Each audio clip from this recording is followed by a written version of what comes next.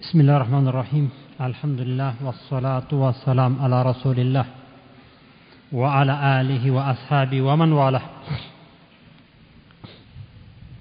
Ikhwani fillah, a'azani Allah wa iyyakum.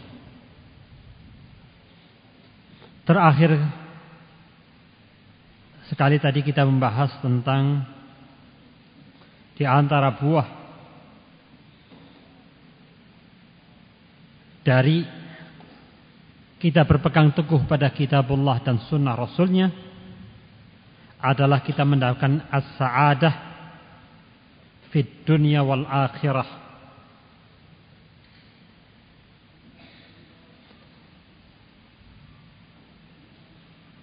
Karena orang-orang sebaliknya yang tidak mau berpegang teguh pada Quran sunnah bahkan berpaling, maka Allah ancam dengan kehidupan yang sempit di dunia dan di akhirat. Wa man a'rada an dzikri fa inna lahu ma'isyatan dhanka wa nahsyur yaumal qiyamah a'ma. Sehingga orang yang berpegang teguh, yang tidak a'rad, tidak berpaling, maka dia akan mendapatkan kehidupan di dunia yang lapang, dan kelak di yaumul qiyamah Allah akan berikan kebahagiaan. Lanjutnya ikhwan fillah, azani Allah iyyakum. Buah yang berikutnya yang bisa kita dapati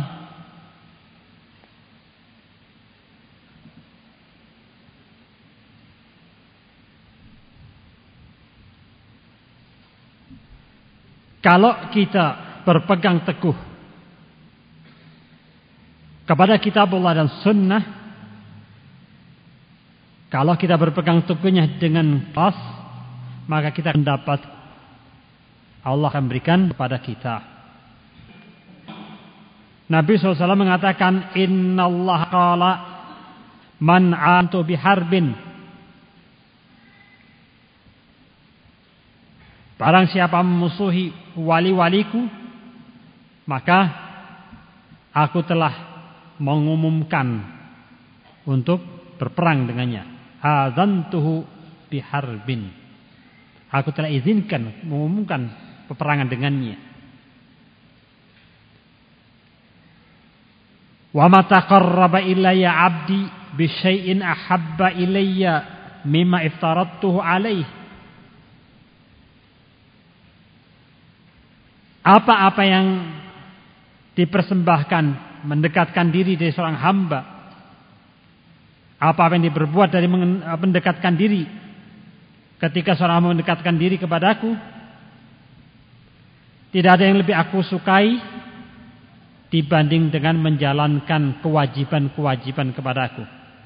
Allah katakan, tidak ada at-taqarrub, mendekatkan diri kepada Allah, perbuatan mendekatkan diri kepada Allah yang lebih Allah sukai dibanding amalan faraid, yang fardu. Wa ma yazalu 'abdi yataqarrabu ilayya bin nawafil hatta uhibbahu. Dan seorang hamba senantiasa mendekatkan diri kepadaku dengan amalan-amalan nawafil, amalan-amal sunnah, hingga aku mencintainya.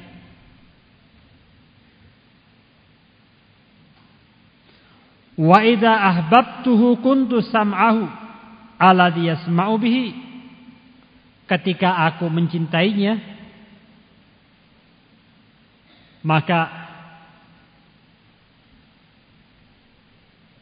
aku mengendalikan matanya. Kuntu sam'ahu, aku menjadikan matanya, artinya mengendalikan matanya, yang dia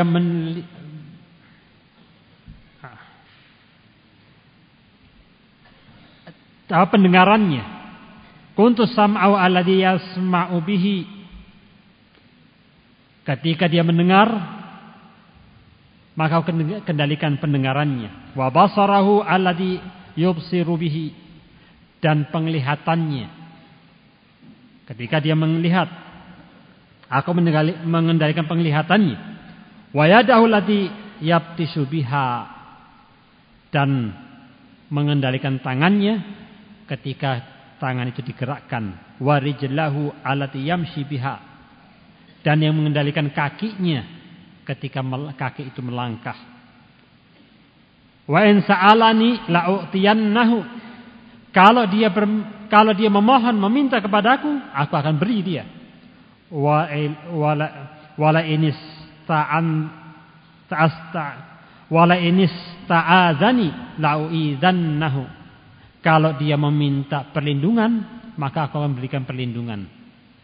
Hadis ini hadis agung di mana Allah Subhanahu wa taala menerangkan tentang wali-wali Allah. Kalau wali Allah diganggu, maka Allah mengumumkan peperangan dengan yang mengganggunya. Lalu Allah menerangkan apa yang bisa menjadikan seseorang menjadi wali Allah. Yang pertama, Allah cinta pada seorang hamba yang selalu menjalankan perkara-perkara fardhah, perkara-perkara wajib. Kalau kita menjalankan perkara-perkara wajib, maka menyebabkan Allah suka terhadap perbuatan itu. Allah paling suka kalau yang diwajibkan olehnya lalu kita taati, kita jalani. Kemudian kalau dia menambahkan amalan-amalan nawafil, maka Allah tambah cinta kepadanya.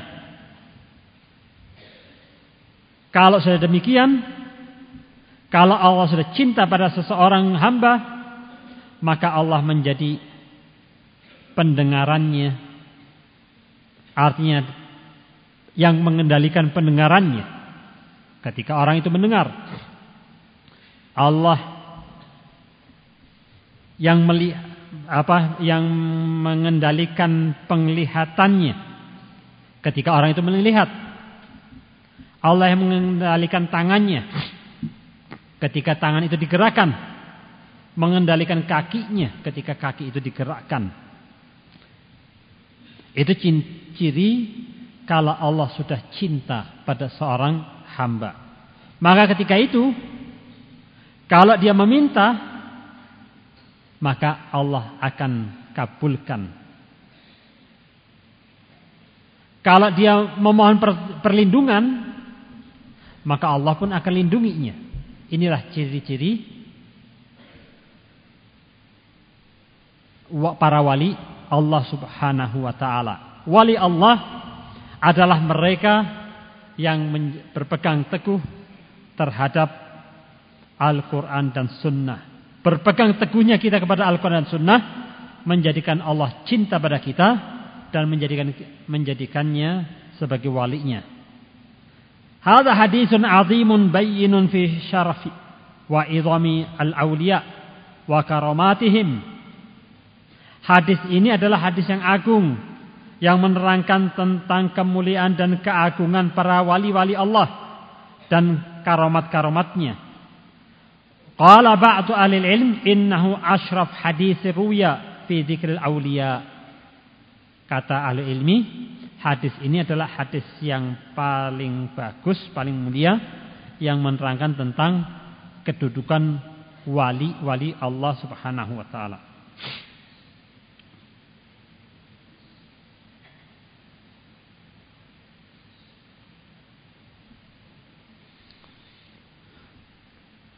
Dzakara al-Hafidz Ibnu Rajab fi Jamil Ulum wal Hikam inda syarhihi li hadzal hadits anna awliya Allah muqarrabina ala qismain.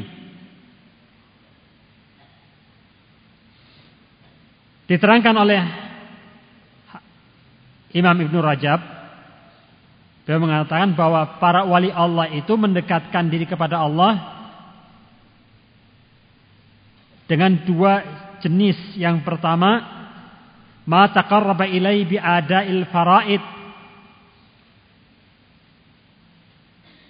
yaitu orang-orang yang mendekatkan diri kepada Allah dengan menjalankan al-faraid, yang wajib-wajib.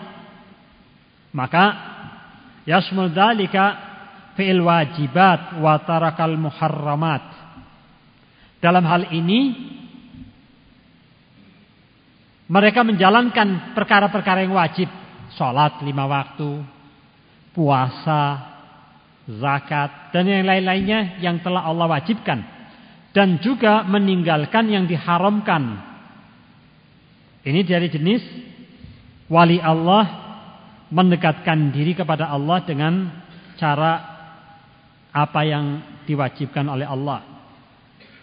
Jenis yang kedua, man taqarraba ilaihi ba'dal fara'id bin nawafil.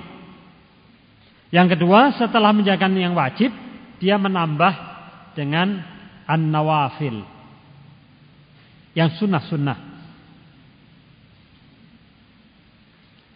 Kemudian beliau berkata, fa dhahara bidzalika annahu la tariqa yusila ila at-taqarrub ila Allah Ta'ala wa walayatihi wa mahabbatihi siwa ta'atihi alati syar'aha ala lisani Rasulullah SAW. Nampak dengan ini maka tidak ada jalan untuk yang bisa mendekatkan diri kita kepada Allah Subhanahu wa taala kecuali dengan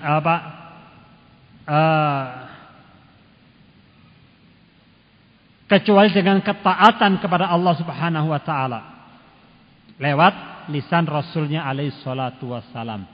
Tidak ada kewalian, tidak ada kecintaan kepada Allah kecuali jalannya cuma satu, lewat syariat Allah Subhanahu wa taala. Orang itu menjalankan syariat apa tidak? Kalau dia menjalankan syariat Allah, maka pantas dia menjadi wali Allah. Tidak ada jalan lain. Maka satu-satunya jalan adalah dia menjalankan syariat Allah Subhanahu wa ta'ala.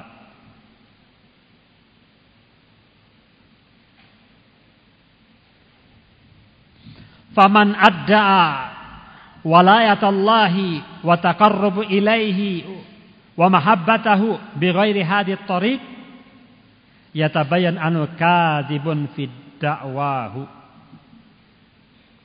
Barang siapa yang mengaku-ngaku menjadi wali Allah, mengaku-ngaku mendekatkan diri kepada Allah, dekat dengan Allah Subhanahu wa taala, cinta kepada Allah, tanpa menjalankan jalan yang disyariatkan oleh Allah dan Rasulnya, maka jelas nampak bahwa itu adalah pengakuan yang palsu, dusta.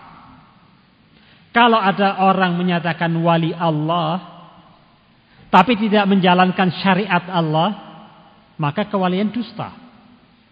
Kalau ada orang mengatakan cinta kepada Allah tapi tidak menjalankan syariat Allah yang Allah utuskan kepada nabinya, apa yang diucapkan oleh nabinya, maka itu dusta, tidak mungkin, khayal.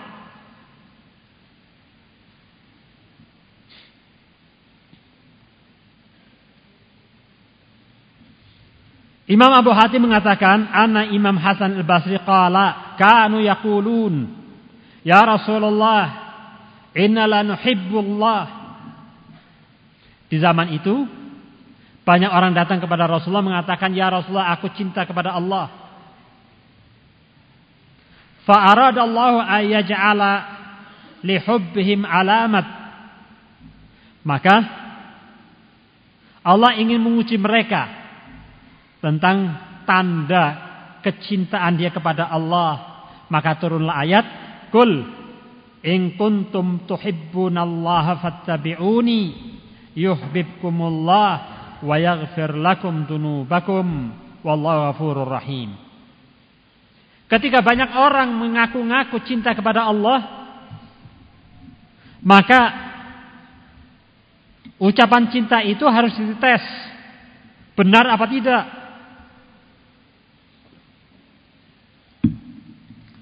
Pengakuan itu harus dibuktikan. Apakah kamu benar cinta kepada Allah apa tidak? Kalau dia betul-betul cinta, apa yang Allah maukan, apa yang Allah perintahkan akan dilakukan. Itu bukti cinta. Maka Allah turunkan ayat, Qul in kuntum tuhibbunallah fattabi'uni yuhibbukumullah wa yaghfir lakum dzunubakum wallahu ghafurur rahim. Katakanlah wahai Muhammad, jika kalian betul-betul mencintai Allah, fattabi'uni, ikutilah aku. Ujian bagi orang yang mengatakan dirinya cinta kepada Allah, maka ujiannya adalah ikutilah apa yang Nabi SAW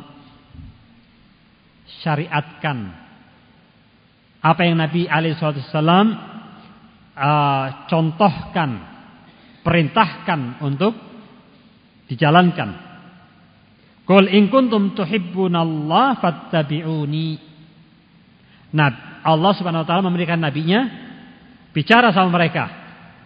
Kalau kalian betul-betul cinta kepada Allah, maka ikutilah aku.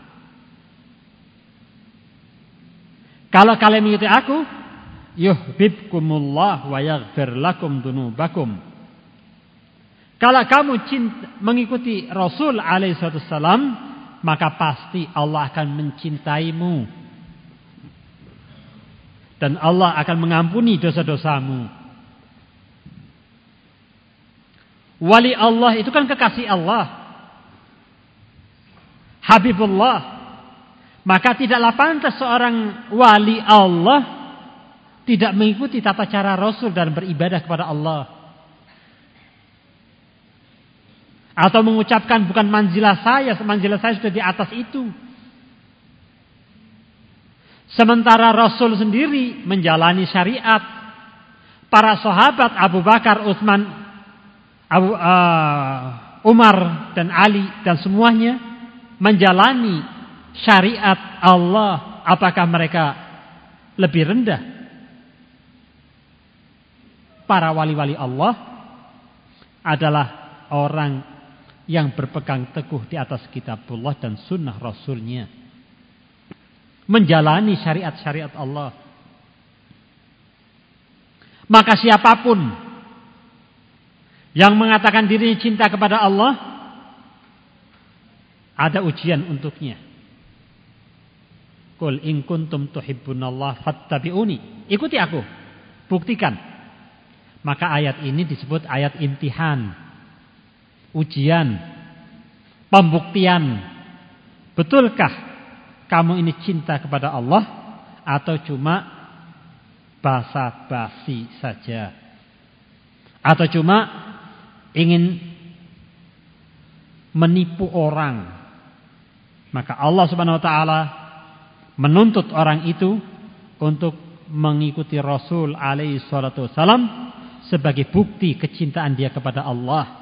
Dan Allah akan membalasnya dengan kecintaannya, dan Allah akan mengampuni dosa-dosanya. Wallahu ghafurur rahim. Ayat ini membuktikan pula kalau kita menjalani ittiba' Rasul, akan dihapus dosa-dosa kita, di samping mendapatkan kecintaan dari Allah. Ayat ini menunjukkan bahwa kita akan dicintai Allah kalau kita ittiba' Rasul. Dan juga akan mendapatkan ampunan dari dosa-dosa kita yang telah kita lakukan.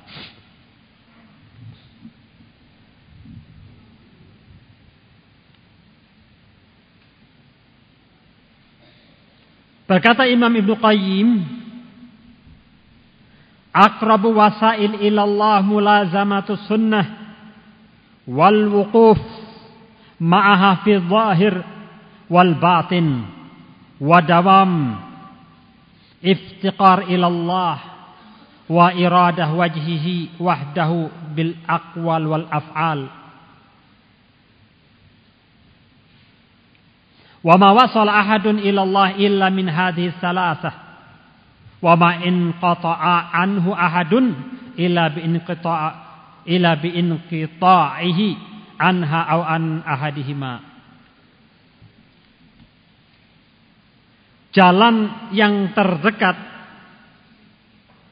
untuk menghubungkan kita kepada Allah Subhanahu wa taala adalah mulazamah sunnah, dengan mengilzamkan diri kita kepada sunnah, untuk terus menerus berpegang teguh pada sunnah nabinya, dan untuk selalu bersamanya di keadaan yang nampak ataupun yang batin. Batin kita, niatan kita, amal-amal yang batin harus disesuaikan dengan sunnah.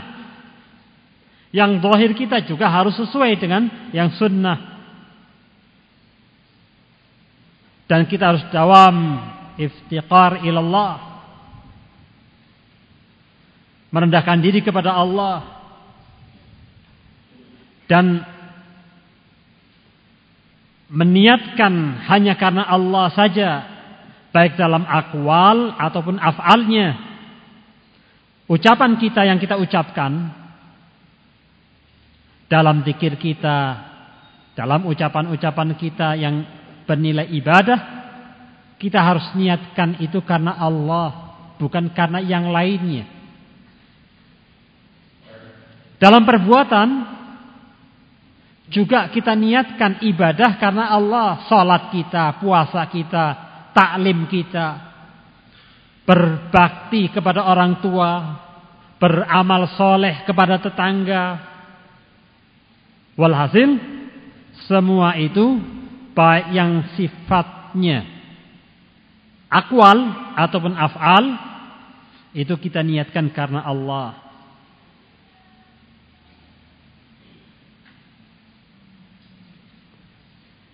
Lah ketika itu semua akan mengantarkan kita kepada Allah Subhanahu wa taala. Kalaulah terputus ketiganya atau salah satu ketiganya, maka kita pun akan terputus darinya.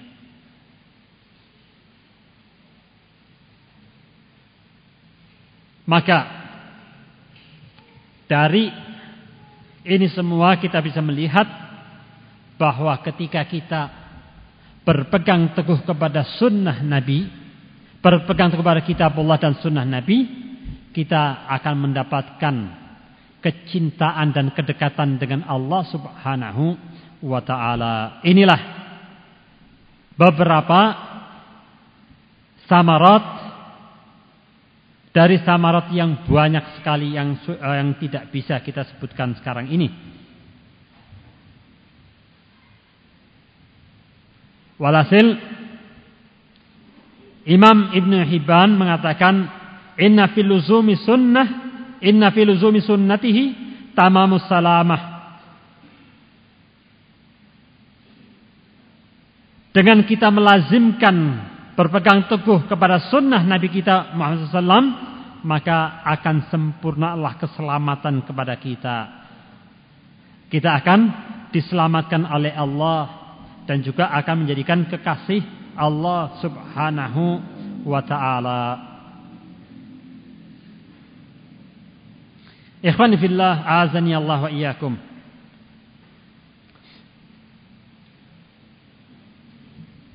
Setelah kita tahu tentang samarat, buah dari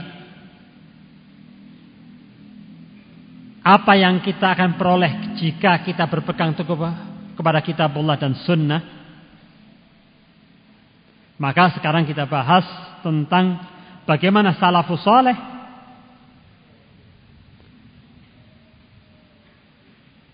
mengagungkan tentang sunnah Nabi kita Muhammad sallallahu alaihi wasallam.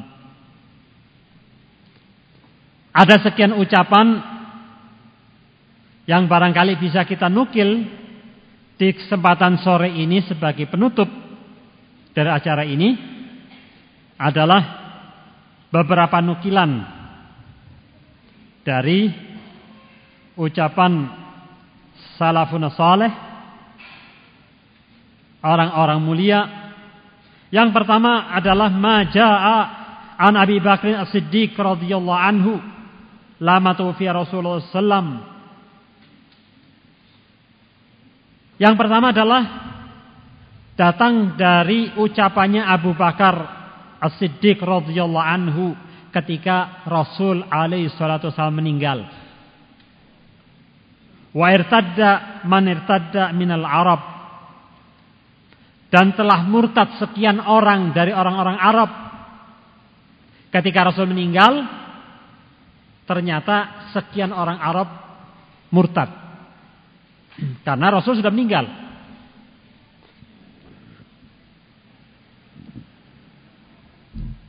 Wa mana ba'dhan nas az-zakah.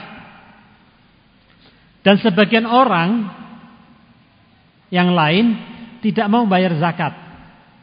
Padahal zaman Rasul dia bayar zakat. Maka qala radhiyallahu anhu. Maka berkata Abu Bakar As-Siddiq, "Wallahi law mana'uni aqalan kanu yu'addunahu ila Rasulullah sallam laqataltuhum ala man'ihi." Demi Allah, kalaupun mereka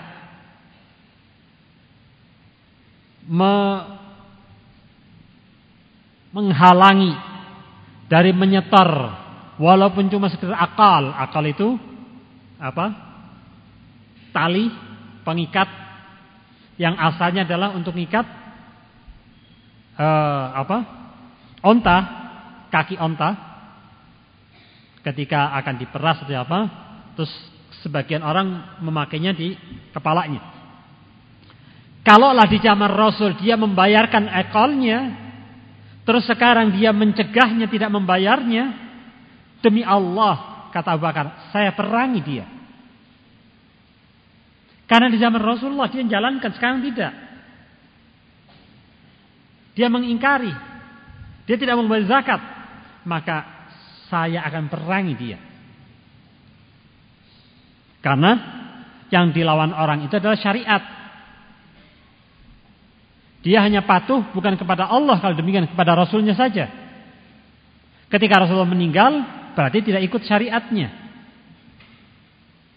Maka Abu Bakar Siddiq bersumpah, wallahi lau mana'uni aqalan kanu yu'addunahu ila Rasulullah sallam.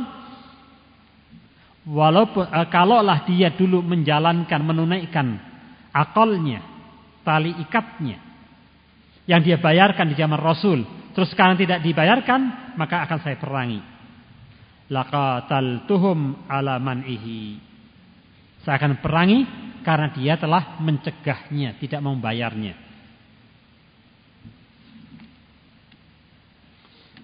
Ucapan ini, Abu Bakar ini, bukan hanya karena bendanya, bukan hanya karena hartanya, akan tapi orang itu sudah tidak mau menjalankan syariat Allah.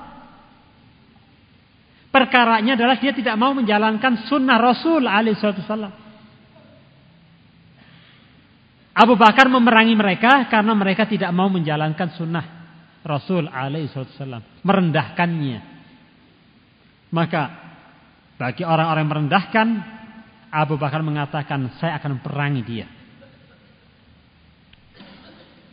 Keengganan dia membayar zakat karena keengganan dia tidak memuliakan dia kepada sunnah Nabinya sallallahu alaihi wasallam.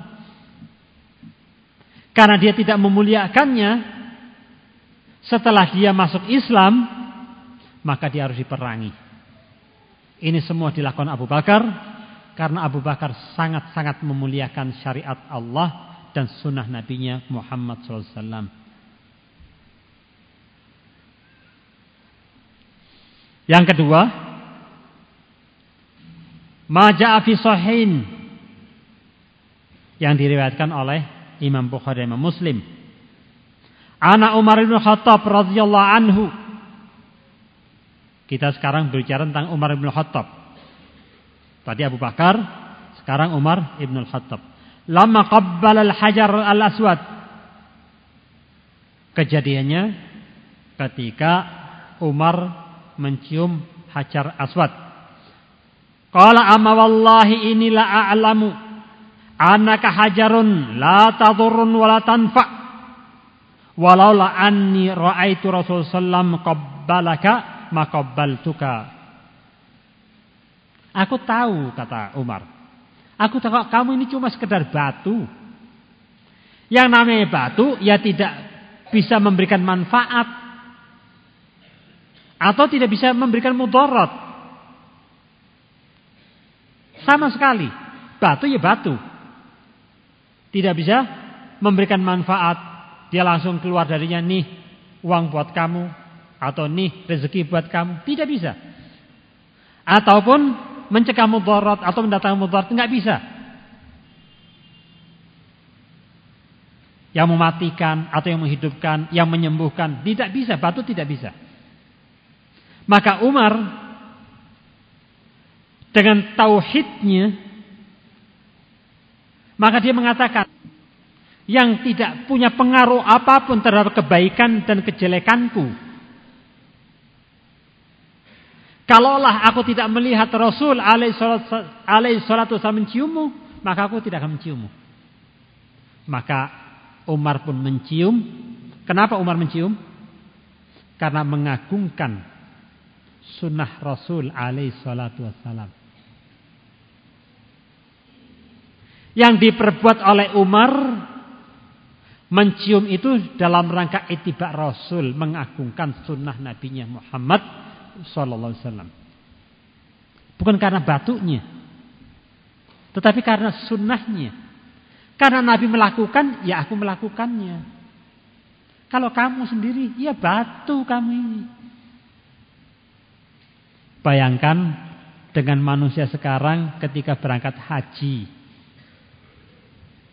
Apapun yang dilihat, dia tabaruk. Lihat pintu masjid yang besar, keemas-emasan, ada gantungan lingkaran itu besi, tok-tok-tok itu. Langsung dipegang, setelah itu diusap-usapkan ke badannya. Merasa dapat barokah yang luar biasa dengan mengusapkan itu di badannya. Nanti sampai kampung, ini badan saya sudah saya usapkan dengan pintu Ka'bah atau pintu Masjidil Haram.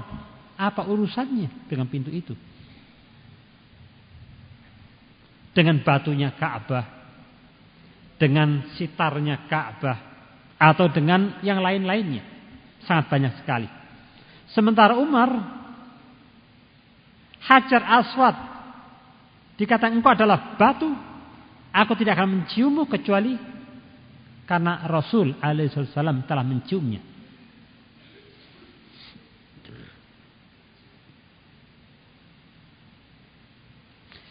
Yang ketiga, maja'an Ali bin Abi Thalib radhiyallahu anhu lamma balagha an Utsman bin Affan radhiyallahu anhu annahu kana yanha an mut'al hajj. Yang ketiga dari Ali radhiyallahu anhu, ketika sampai berita kepada Ali bahwa Utsman radhiyallahu anhu telah melarang haji mut'ah tamattu, yaitu haji, niat haji dan niat umrah sekaligus dalam satu ihram. Langsung saja ahalla Ali sallallahu bil umrah wal hajj. Langsung Ali pakai ihram, langsung mengatakan apa? Ahalla bil umrah dan hajj sekaligus. Wa qala ma kuntu la'adda sunnatan Nabi sallallahu alaihi wasallam li qaulin ahadin. Sungguh aku tidak akan meninggalkan sunnah Nabi karena seseorang pun. Ucapan seseorang bisa gagalkan sunnah Nabi? La. Tidak terima Ali bin Abi Thalib. Untuk membuktikan dia sangat hormat dengan sunnah Nabi, dia jalankan umrah, haji dan umrah secara tamattu.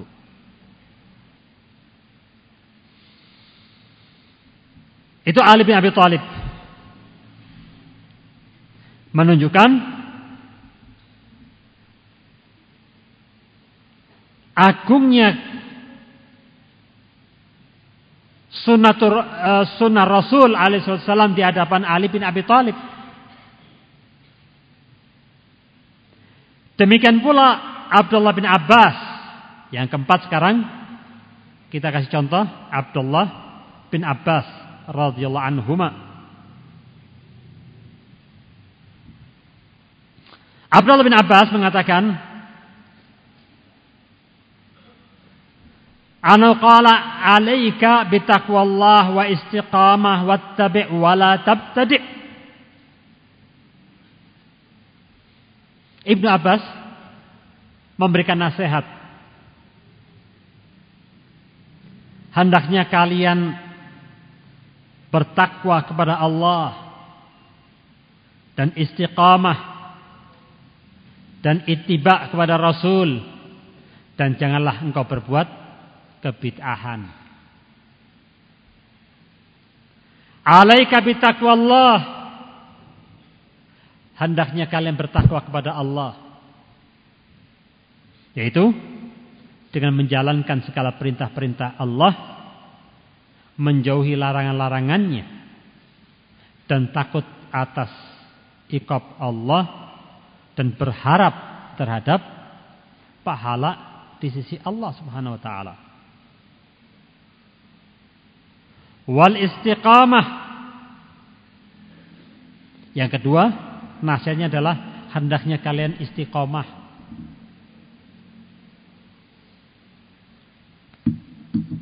Istiqamah adalah dawam alal khair. Terus menerus di atas kebenaran, kebaikan. Tidak mudah putus asa, tidak mudah turun semangat. Tapi istiqamah di atas kebenaran, di atas kebaikan. Yang ketiga, wattabi'. Ikutilah sunnah Rasul alaihi salatu wassalam. Mengikuti artinya menjalankan apa yang Rasul perintahkan dan berupaya apa-apa yang Rasul dan menghindari apa yang Rasul larangkan kepadanya. Menjalankan perintah-perintah Rasul dan menjauhi larangannya, yaitu dengan ittiba. Yang keempat adalah wala tabtadi'. Janganlah engkau berbuat perkara-perkara bid'ah yang semula tidak ada, diada-adakan. Bid'ah yang dimaksud adalah dalam masalah agama. Jangan diartikan dalam masalah bahasa. Segala sesuatu yang baru dalam masalah agama itulah bid'ah. Maka yang dinasihatkan oleh Ibnu Abbas, kita untuk berhati-hati dari perkara-perkara bid'ah. Tinggalkan perbuatan bid'ah.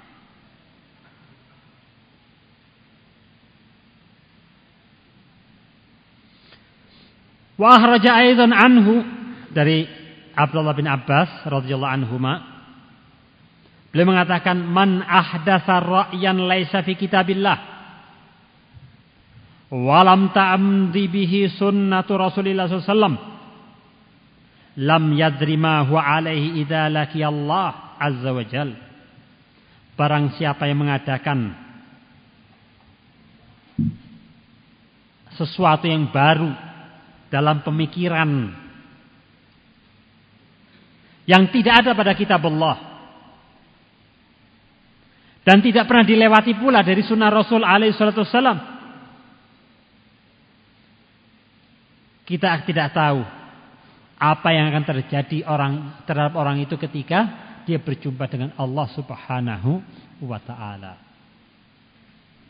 Artinya ancaman untuk orang itu. Bahaya itu orang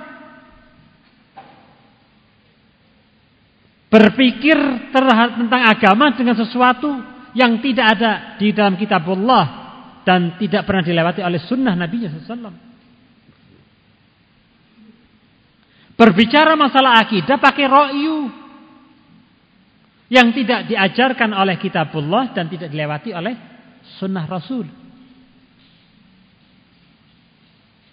Mengada-ada tentang keyakinan atau yang lainnya. Maka kondisi orang seperti itu, kata Abdullah bin Abbas, lam yadri ma huwa alaihi idza laqi Allah. Enggak tahu tuh kondisinya gimana tuh orang ketika nanti berhadapan dengan Allah. Selamat apa enggak? Wallahu alam.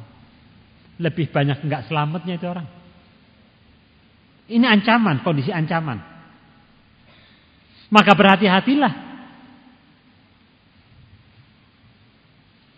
Berpegang teguhlah kepada sunnah, kepada kitabullah.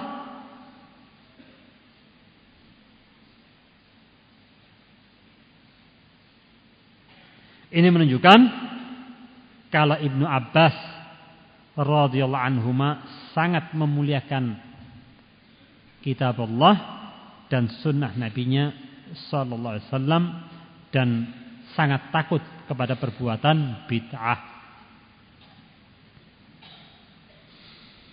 Yang kelima, ja'an Abdullah bin Mas'ud radhiyallahu anhu ana qala kama rawahu Darimi fi sunanihi ittabi'u wa la tabtadi'u faqad kufitum.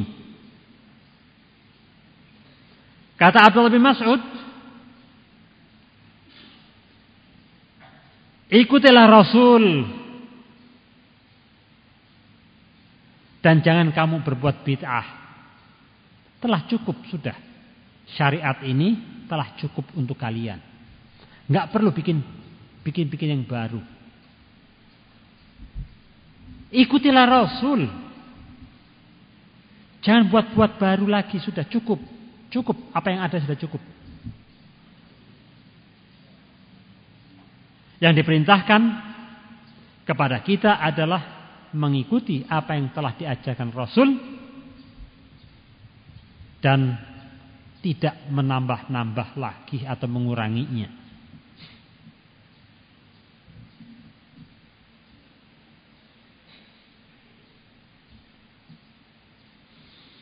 Beliau pun mengatakan iktisad fi sunnah khairun min ijtihad fi bid'ah.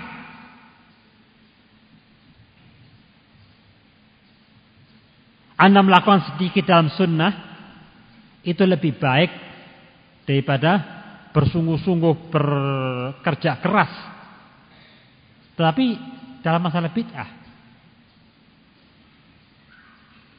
walaupun sedikit, tetapi kalau itu sunnah itu lebih baik daripada Anda bersungguh-sungguh banyak amalannya, tapi ternyata amalan bid'ah.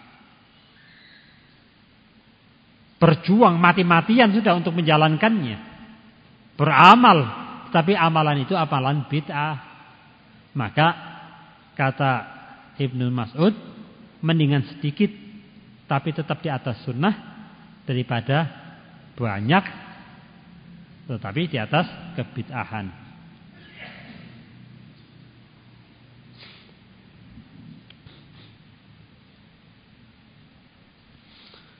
Yang keenam, maja'an Abdullah bin Umar radhiyallahu anhu. Datang pula dari Abdullah bin Umar radhiyallahu anhu.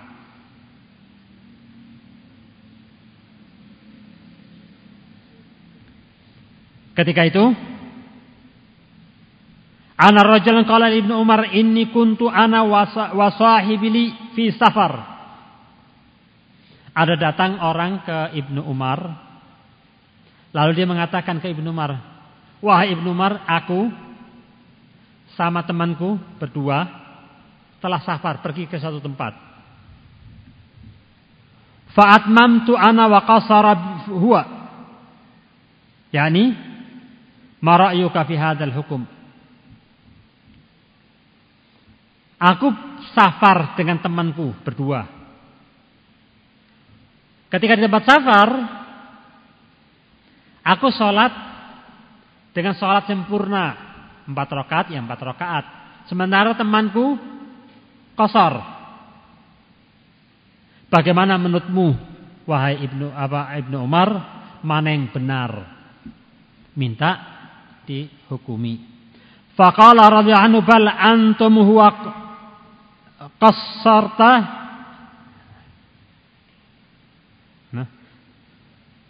Faqala bal anta huwa bal atamma huwa wa qassarta anta. Bal atamma huwa wa qassarta anta. Maka dijawab, dia telah sempurna menjalankannya karena dia menjalankan sunnah Nabi. Sunnah Nabi kalau dalam safar adalah qasar, maka dia yang sempurna. Walaupun sholatnya lebih sedikit, tapi dia lebih sempurna menjalankan ibadah sholatnya itu. Sementara kamu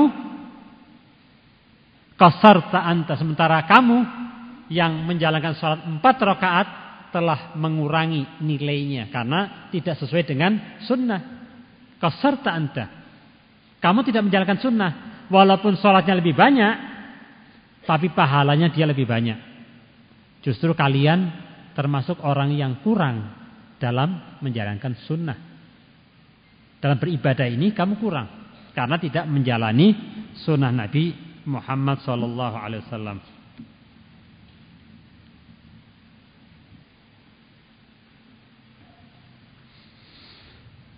Yang berikutnya majaan Imam Muhammad bin Muslim bin Shihab Az-Zuhri At-Tabi'i Al-Jalil. Beliau mengatakan kana min madha min ulama'ina yaqulun. Dulu dari para ulama kita mengatakan i'tisam bis sunnah najat.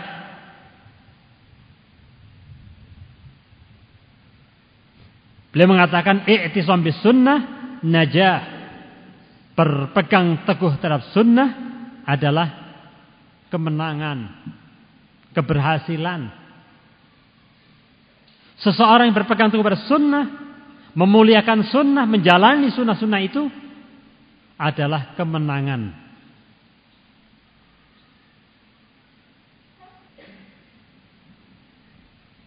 Yang berikutnya maja'a an Abdul Razzaq fi musannifi an Imam Sa'id Al-Musayyab, dari Sa'id bin Musayyab radhiyallahu anhu rahimahullah, ana rajulan kana yukarriru ruku' ba'dal fajr.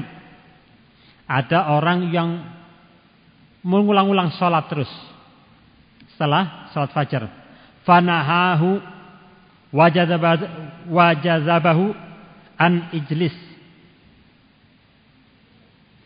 Lalu ketika melihat orang sholat terus gitu, setelah sholat subuh dia sholat lagi, sholat lagi, sholat lagi. Lalu disuruh duduk, dicegah, lalu suruh duduk. Faqala lahu rajul ya Aba Muhammad a'u'adzibuni Allah ala shalah. Lalu dia mengatakan, kamu larang saya ini kenapa? Apakah Allah akan mengadab saya karena saya sholat? Bayangkan. Yang serupa ini banyak di zaman sekarang. Ketika melakukan kebid'ahan, dengan mengucapkan, membaca surat Al-Ikhlas, surat Al-Quran dan lain sebagainya, terus dia mengatakan, apakah Allah akan mengadab saya ketika saya baca Al-Quran? Apakah jelek membaca Al-Quran?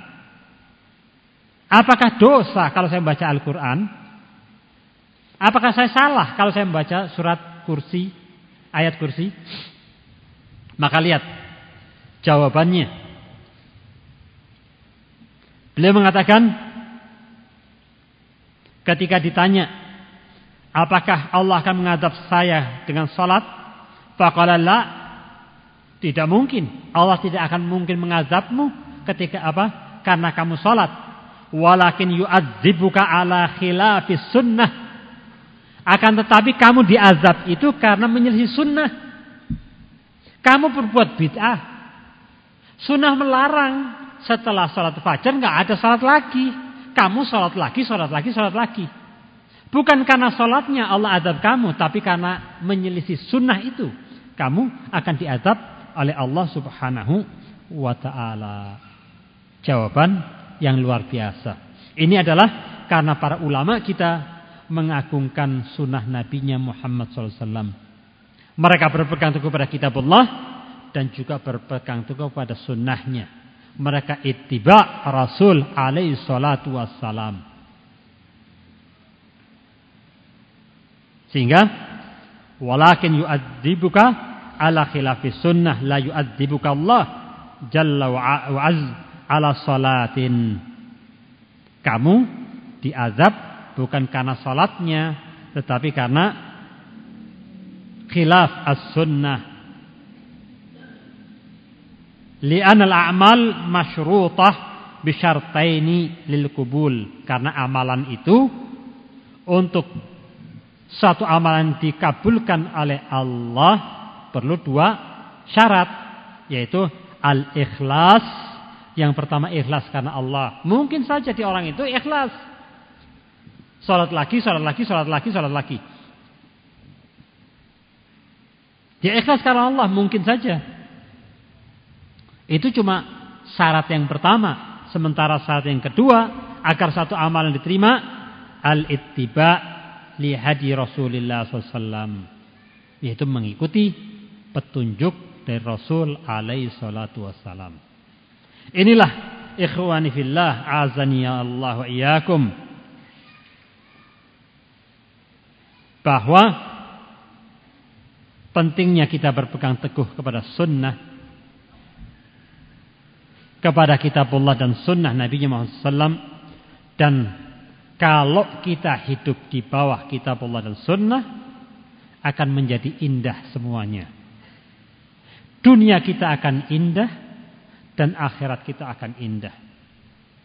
Kalau kita punya rumah tangga, maka rumah tangga pun kalau kita lindungi, kita semua di bawah lindungan kitabullah dan sunnah, juga akan tambah indah.